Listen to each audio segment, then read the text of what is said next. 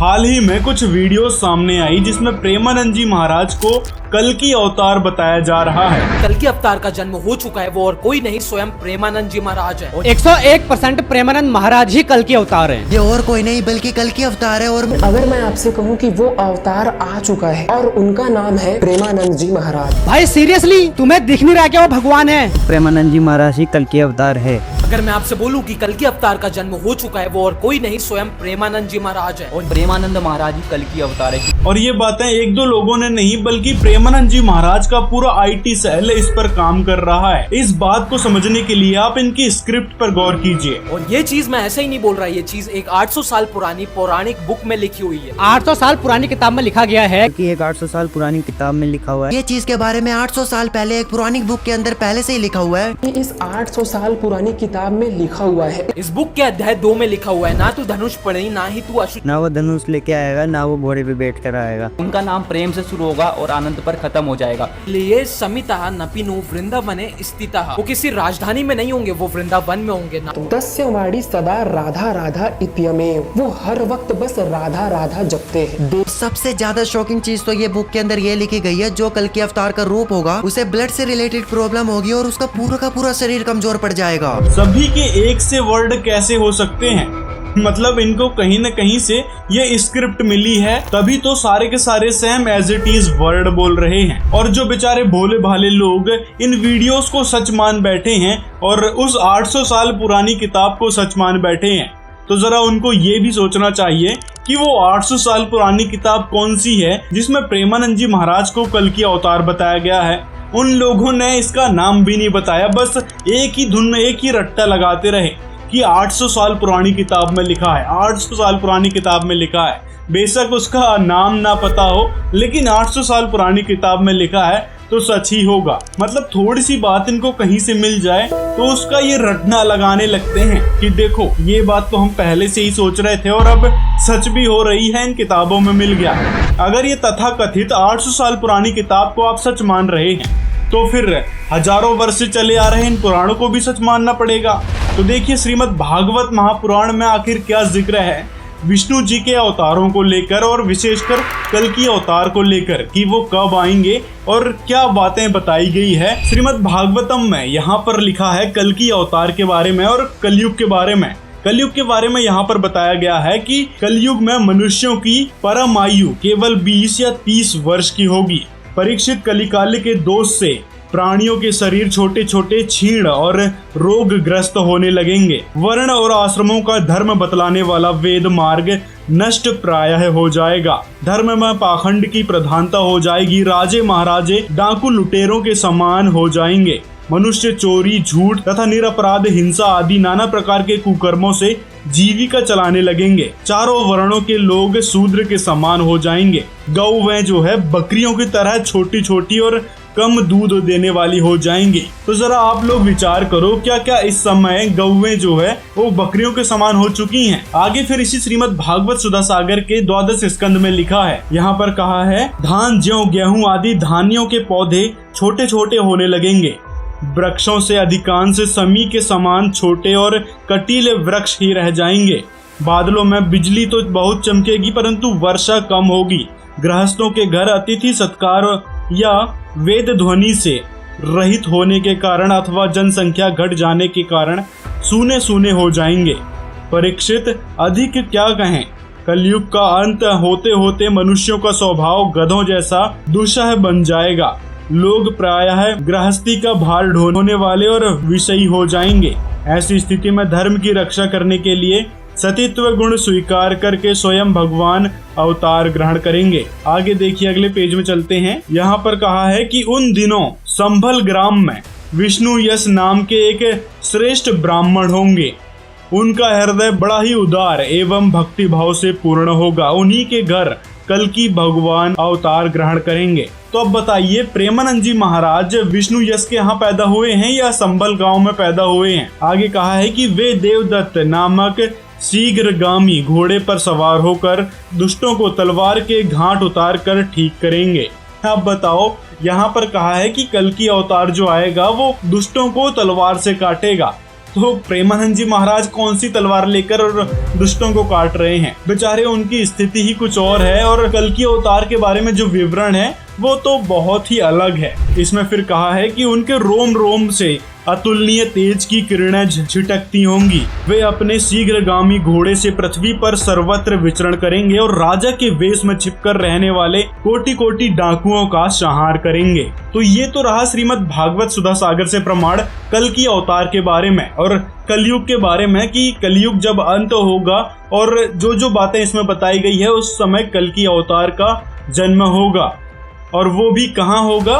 तो संभल नामक गांव में विष्णुदत्त शर्मा के यहाँ। तो ये रियलिटी है उस 10वें अवतार यानी कल्कि अवतार के आने की।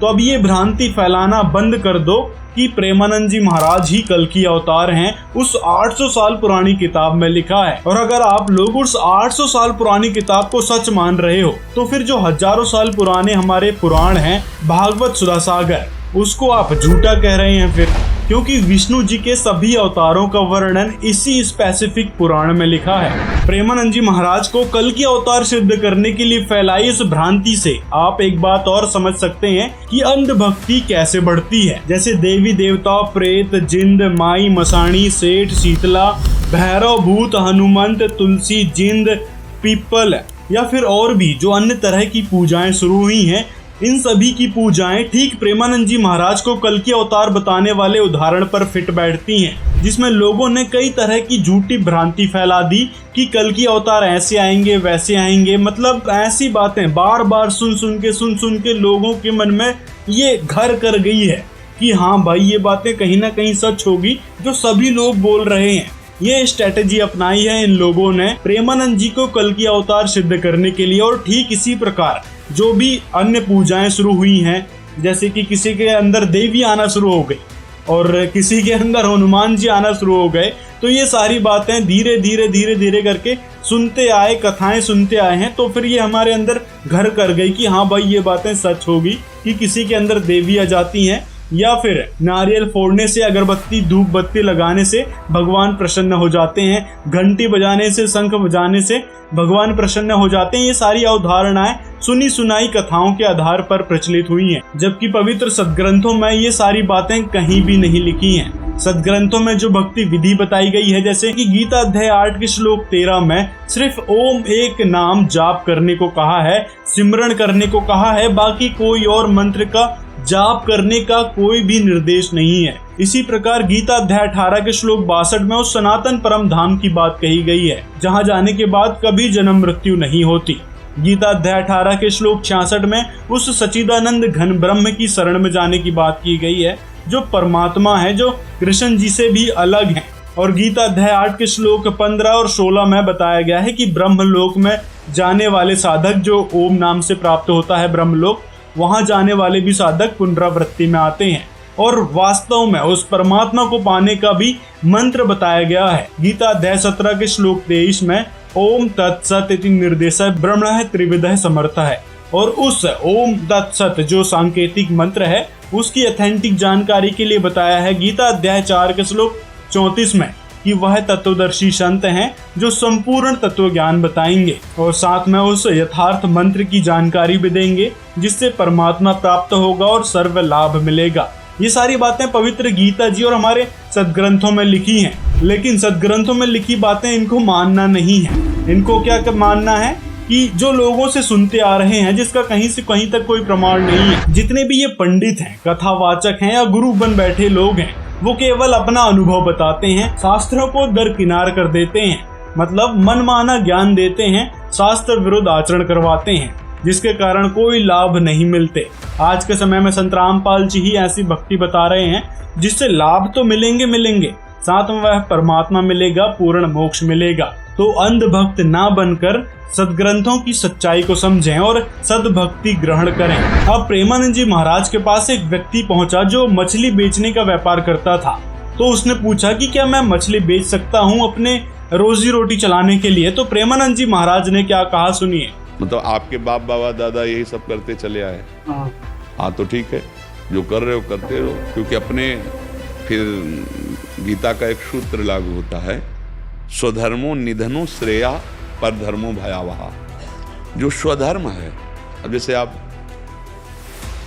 बराबर करते चले आ रहे हैं, आप अभी तक कर रहे हैं। अब यहाँ पर प्रेमानंद जी महाराज पर भी सवाल उठता है कि क्या सच में प्रेमानंद जी महाराज को परमात्मा का संविधान भी पता है कि परमात्मा ने आखिर क्या बताया है जीव जंतुओं के लिए।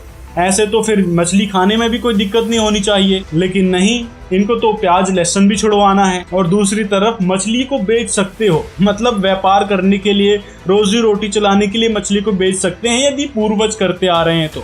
मतलब क्या तुक बनाइए। अगर सच में प्रेमानंद जी महाराज को ज्ञान होता परमात्मा का संविधान का, तो वो साफ तौर पे उसको मना कर देते कि ये काम नहीं करना है, ये परमात्मा के संविधान, उस भगवान के संविधान के खिलाफ है। हमने किसी भी जीव की हत्या नहीं करनी चाहिए, ये घोर पाप में आता है। लेकिन नहीं, प्रेमानंद जी को अपनी दुकान जो बचाना है, अपने फॉलोवर्स जो बचाने हैं, कि अच्छा ऐसे लोग भी हैं जो मांस बेचते हैं तो कहीं वो लोग दूर ना हो जाए हमसे, तो उनको बचाने के लिए ये आश्वासन दे रहे हैं कि आप वो पाप इकट्ठे कर रहे हो, करते रहो, आपके पूर्वज भी तो करते आ रहे थे। मतलब बिना ज्ञान के जो इनके पूर्वज पाप इकट्ठा करते आ रहे थे, तो प्रेमानंद जी महाराज ने इनको भी पाप इकट्ठे करने की सलाह दे दी कि हाँ जाओ बेचो मछली, यदि आपके पूर्वज करते आ रहे हैं तो। मतलब इससे स्पष्ट होता है कि प्रेमानंद जी को सच में परमात्मा के संविधान का ज्ञान ही नहीं है। और साथ में प्रेमानंद जी तो गीता के श्लोकों का हवाला भी देने लगे। बताओ जरा। गीता का एक सूत्र लागू होता है, स्वधर्मो निधनो श्रेया परधर्मो भयावह। मतलब गीता के श्लोक शुकु कर्म के लिए कहाँ फिट बैठेगा। तो प्रेमानंद जी के मानने वालों से निवेदन है कि प्रेमानंद जी सिर्फ भीड़ इकट्ठा करना चाहते हैं, ना कि किसी को पाप कर्मों से बचाना या फिर उनका उद्धार करवाना। वास्तव में संत रामपाल जी ने बताया है कि परमात्मा के संविधान में लिखा है कि परमात्मा की हम सभी आत्माएं हैं, चींटी से लेकर हाथी तक उस परमात्मा की आत्माएं हैं। अगर हम इनमें से किसी को भी दुख देते हैं तो वह परमात्मा दुखी होता है। अब ये मत कहने लग जाना कि संत रामपाल जी तो जेल में है, कहाँ संत रामपाल जी की तुलना प्रेमानंद जी से कर रहे हो। तो पहले ये वीडियो सुन लीजिए आपके प्रेमानंद जी का। एक यहाँ मैं एक बात आपसे प्रार्थना करना चाहता हूँ कि आप मिठाई पसंद करते हैं कि मिठाई वाले को पसंद करते हैं? मिठाई वाले। तो फिर मिठाई वाले से क्या लेना देना?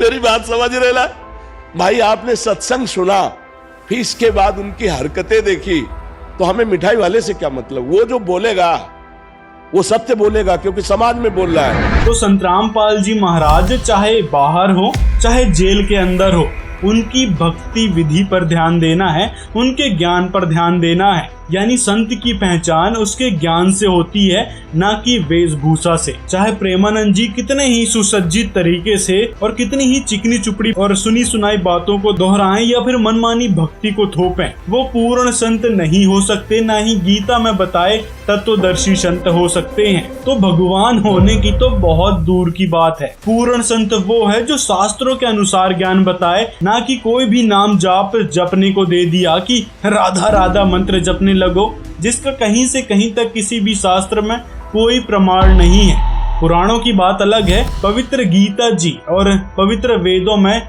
इन मंत्रों का कहीं कोई जिक्र नहीं है। पुराण जो है ऋषियों के अपने अनुभव हैं। अगर प्रेमानंद जी महाराज के फॉलोवर्स इस वीडियो को देख रहे हैं तो भावुक ना हो, सच्चाई सुनने की आदत डालें, क्योंकि सच्चाई कड़वी जरूर होती है लेकिन हानिकारक नहीं। आपने किसी को देखकर नहीं चलना है, अपने सद्ग्रंथों का अनुसरण करना है। जो परमात्मा का संविधान है, जो हमारे भगवानों ने बताया है, उसको ग्रहण करना चाहिए, ना कि किसी ने जो भी मनमानी भक्ति बता दी उसको करना शुरू कर दो, उस नाम का जाप करना शुरू कर दो। तो आज के समय में शुद्ध भक्ति और शास्त्र अनुकूल भक्ति केवल और केवल संत रामपाल जी महाराज बता रहे हैं। इस बात की पूरी जानकारी के लिए आप एक बार ये वीडियो जरूर देखें, उसके बाद निर्णय करें कि संत रामपाल जी सच में पूर्ण संत हैं भी या नहीं, और जो अन्य संत हैं उनके भी विचार इस वीडियो में बताए गए हैं। तो ये वीडियो देखें और कमेंट में अपनी राय जरूर बताएं। मिलते हैं अगले वीडियो में।